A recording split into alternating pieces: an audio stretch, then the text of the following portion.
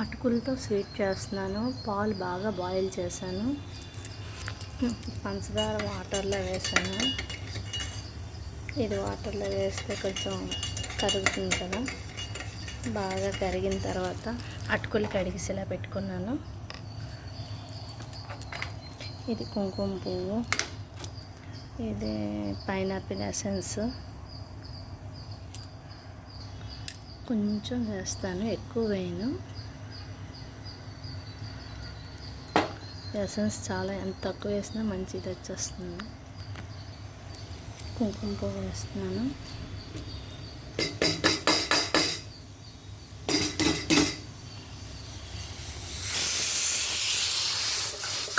కుంకుమ పువ్వును ఇది వేసి బాగా కలుపుతున్నాను.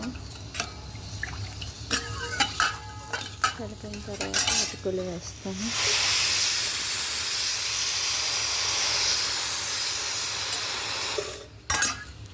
కుక్కర్ విజిల్స్ వచ్చేస్తున్నాయి. 2 వచ్చాయి, ఇంకా సెట్ చేయాలి.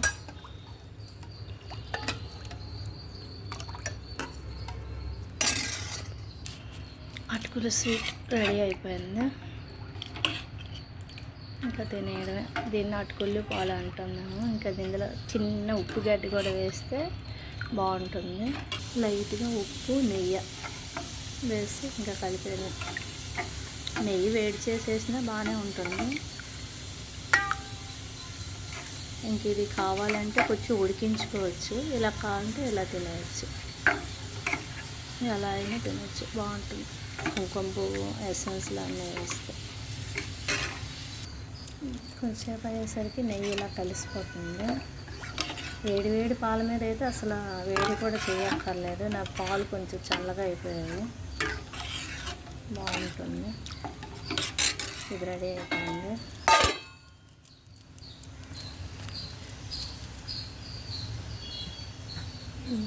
పండగకి పులుసు అది చేసాము. గుమ్మడి గింజలు వచ్చాయి, అవి ఫ్రై చేద్దామని.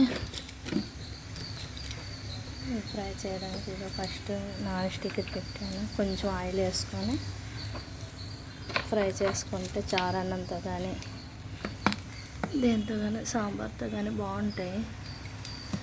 కొంచెం ఆయిల్ వేసాను. ఆయిల్ వేడైన తర్వాత ఇవి ఇలా వేసాను.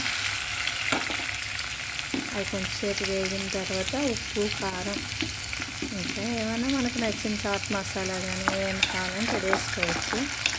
నేనైతే ఉప్పు కారం తప్పించుకుంటేనే ఇంకా వేస్తే ఇంట్లో పచ్చిమిరపకాయలు వేస్తాను కొంచెం. ఇప్పుడు ఈ పచ్చిమిరపకాయలు కట్ చేసి అది వేగుతున్న దాంట్లో వేస్తాను. ఈరోజు జనుగులు, వంకాయ, ఎండ్రాయిలు వండాను.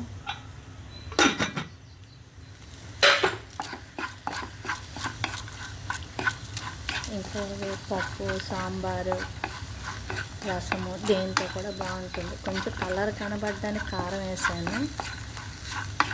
ఇంకా కావాలంటే కొంచెం పసుపు వేయచ్చు. ఉప్పు, కారం, పచ్చిమిరపకాయలు, గుమ్మడి గింజలు ఇంక ఇలా సిమ్లో మనకి ఎంత రోస్ట్ కావాలంటే అంత రోస్ట్గా వేపుకుంటే బాగుంటాయి. బాగా రోస్ట్కి అయితే అన్నంలో పొడి కలుపుకున్నా బాగుంటాయి.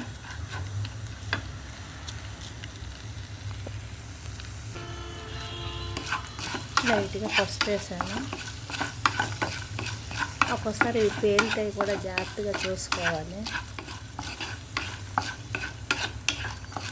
ఓకే, లైక్ చేయండి, షేర్ చేయండి, సబ్స్క్రైబ్ చేయండి. Thank you.